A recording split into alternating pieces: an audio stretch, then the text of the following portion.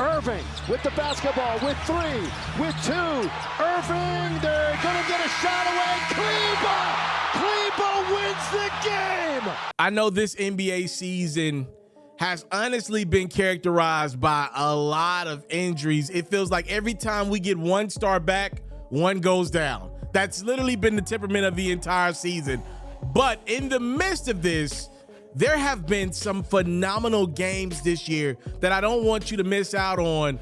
If you did not watch it live, it's my responsibility and my obligation to catch you up, all right? Let's go through some of the best games in the 2022-23 NBA season. Your boy FERRO's got you covered. If you enjoyed the content, make sure you like, make sure you subscribe so I can continue to produce more. All right, it takes my time, love, and support to get these videos done, and I would like to continue to make them for you, all right? Let's get into some of the best games from this season. No matter where these two teams are in the standings, this rivalry always seems to deliver. It was Jason Tatum and the Boston Celtics taking on LeBron James and the Lakers, and this one went down to the wire. Literally, off the missed three from Anthony Davis is Patrick Beverley with his first dunk in an NBA game in over a year. A major putback slam for one of the hardest working guards we got in the league. LeBron can't believe it. Lakers are up 3, 6 seconds to go. Al Horford's three is no good. You saw good from Pat Bev, now you see some bad as Jaylen Brown gets the put back layup to go. Beverly's called for a foul, which means Jaylen Brown would tie this game up at 105 at the line. Last chance for the Lakers. LeBron attacking the rim, thinking he's about to get a foul call of his own. Nothing is called, and the King can't believe it. You be the judge. Did Tatum get away with a foul on LeBron's wrist? Yes or no? Anywho, it wasn't called despite Patrick Beverley providing video evidence to the ref. That's a technical foul, by the way. I don't care how nice that cannon is. We would go to overtime in the extra period. It's all Boston as Brown knocks in the three. LeBron's layup plus the foul would cut the Lakers deficit in half. But when it's winning time, that dynamic duo in green was more than enough for the Celtics. After some late drama to end regulation, they beat the Lakers in an overtime thriller, 125-121. Miami we go, where Julius Randle and the New York Knicks are already there. This game, with under 2 minutes to go, is in favor of New York by 4. Adebayo goes up top and goes and gets him a deuce. Heat are down by a deuce. Speaking of going and getting it, Jimmy Butler always working hard, ties this game up. Now with the Knicks up a point, how about the defense from Tyler Herro, ripping Randle and scoring? Miami takes the 1-point lead. You gonna go out like that, Randle? The answer to that question is no. Randle a little loosey-goosey with the ball. Knicks down by 1 in the closing seconds. Randle will finally get it back, gather, and get his get back with the game-winning three-pointer over Herro. You ripped me once, shame on me. But if I would have let you rip me twice, I'd let you take my life. Randle says, the Knickerbockers are winners over the Miami Heat. 122-120. Randle had 43. We should take this one to Dallas, where Luka Doncic and his new teammate Kyrie Irving are trying to help the Mavericks pull off an improbable comeback against the Minnesota Timberwolves. Anthony Edwards' jump shot goes, and with under 5 minutes to go, Minnesota's up by 13. Here comes Dallas, specifically their new big two. It's Irving from the mid-range, Luka from the outside. Mavs are down 5 with 31 seconds to go. Holiday's gonna miss the three. Good hustle from Green to get it back to Kyrie. We got a 2-point game. Minnesota makes a free throw. Last chance for Dallas. Who do we go to? Hot potato happens between Kyrie and Luka. The ball would end up getting turned over. Two all-stars trying to figure out, how do I be unselfishly selfish down the stretch? Dallas comeback attempt calls just short. Chicago's in the Garden to take on the New York Knicks. And this game had it all. Knicks are up 3 with 3 minutes to go. It's Ayo Dosunmu with a steal and the take. Bulls down by 1 with about 100 seconds to go. Guess who's coming right at you? It's a freight train. Actually, it's Julius Randle with the and 1. Knicks are up a point. 30 seconds to go. Barrett attacking and Barrett scoring. New York's up 3. Does Chicago have a response? Yes, they do. Zach LaVine cuts the Bulls deficit down to a point. Now it's time to go to the free throw line, and that's where Jalen Brunson is at. He missed the first free throw. DeMar DeRozan would come over to Jalen and say, you know, the mailman don't run on Sundays. All in Brunson's grill, trying to get him to miss the second free throw as well. And Brunson does just that. DeMar DeRozan gets to Jalen Brunson in the clutch. Bulls now got a chance to take the lead. They're down a point. DeMar's gonna show you that it's not only about the words that come out of his mouth, but it's the actions that he puts behind it. And his game does the most communicating as DeMar DeRozan drills a cold-blooded game winner to beat the New York Knicks in the Garden. A legendary moment for DeMar. We keep this train moving. Jimmy Butler's trying to get him one of those legendary moments. Jalen Green and the Houston Rockets are in South Beach to take on the Heat. It's 24 seconds to go. Tyler Hero knocks in a clutch three-pointer. Miami's up a deuce, but the Rockets are not done. The young fella Jalen Green going and switching hands in midair and getting him a deuce. We're tied at 95. It's 0.7 to go. You know where the ball's going. The question is, where's Butler gonna get it at? And the answer is at the rim. A beautiful out-of-bounds play designed by Eric Spoelstra to pretty much tap Butler's head on the backboard as he throws in the easy game-winning alley-oop to beat the Houston Rockets 97-95. Back to this Celtics-Lakers rivalry that delivered 2 really good overtime games this year. LeBron in LA seemingly in cruise control with a little over 5 minutes to go as he throws down the dunk to put the Lakers up by 10, and his teammate at the time, Russell Westbrook, on the same type of time, Lakers up by 12. But we're talking about the reigning Eastern Conference champs. They're never out of a game. You want to know why? They got a real dynamic duo. You saw Tatum for 3. Jaylen Brown gets double teamed. He makes the right pass and finds Marcus Smart for 3. Celtics now just down by 2. It's Tatum working on LeBron. He's fading away. He ties his game up at 110. A cold-blooded killer. Could LeBron respond? He gets a chance at the buzzer. It's no good, ladies and gentlemen, which means once again these two teams shall duke it out in overtime. In the extra period, just like the other matchup, pretty much the same thing happened. Tatum and Brown get it done for Boston. Lakers look like they're about to win. Tatum and Brown say, no, you're not. It's Boston prevailing by 4 in OT. The NBA's second highest scoring game in history went a little something like this. Russell Westbrook was making his debut as a Clipper against the Sacramento Kings. You see Paul George's deuce goes, Clippers up 13. That was good, Paul George. Now here comes the bat. Fox rips him clean.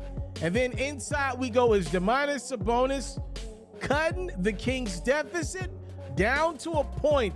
There's just 16 seconds to go. How about the Clippers calling on Brody in his debut? He gets the deuce to go. Kings are down 3 in the closing seconds of regulation. They call on Malik Monk, who was a really good option in this one. A career-high 45 points from Monk. We go to overtime in the extra period. More Westbrook, another 3. And then here comes Monk, right back at ya. Sacramento continuing to fight. They're down just a deuce again. It's Monk attacking, and Monk gets the foul. 2 free throws. Ties this game up at 164, which means Los Angeles has got the last chance. Can they win it in regulation? George just forces this shot. You got to believe the Clippers could have got something better. It's no good, which means we're going to double OT. We're in the 160s, ladies and gentlemen.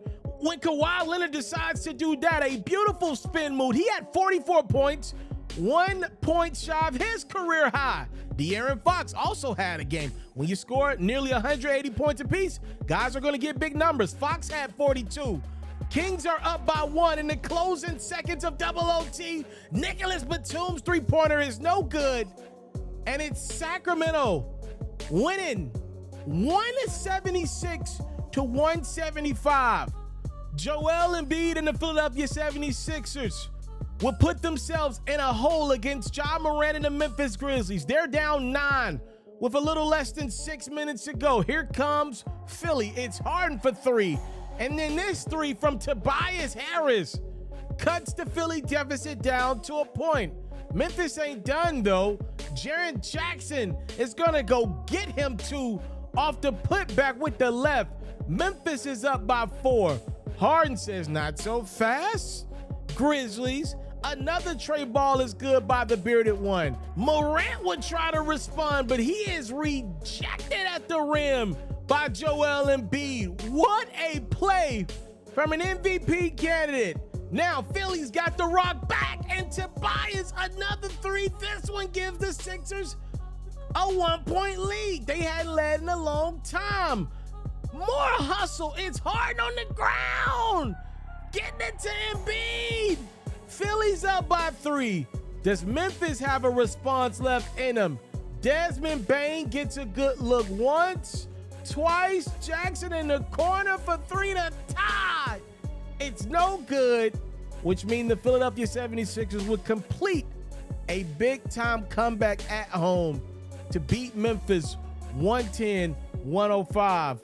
Let's go back to Miami. A lot of good games this year happened in Miami. Jimmy Butler and the Heat hosting Damian Lillard and the Portland Trail Blazers. It's a 2-point game in Miami's favor until Jeremy Grant knocks in a 3. Blazers up a point, 10 seconds to go. Bam Adebayo is going to get called for the hook on Anthony Simons. I think he did hook him. Simons maybe flopped a little bit, and he also was grabbing Adebayo. Nevertheless, Portland would make 2 free throws. They're now up 3. Max Strus would tie this game up at 107. Portland opts to not call a timeout. Dame gets to rock to Josh Hart, who puts the rock in the bucket, which means the Portland Trailblazers will win at the buzzer in Miami for a huge road win by 3. More Ja Morant and the Memphis Grizzlies. Could they close out a close game? That's been one of their kryptonites all year. They're in the crypt taking on the Lakers. Morant's layup's gonna put Memphis up by double digits late in the third. We're in the fourth quarter now, and here comes LeBron and Westbrook. A beautiful dime cuts the Lakers deficit down to 3 with 30 seconds to go. LeBron's gonna miss the 3. Guess who's right there? The hustling Russell Westbrook. Lakers down a point.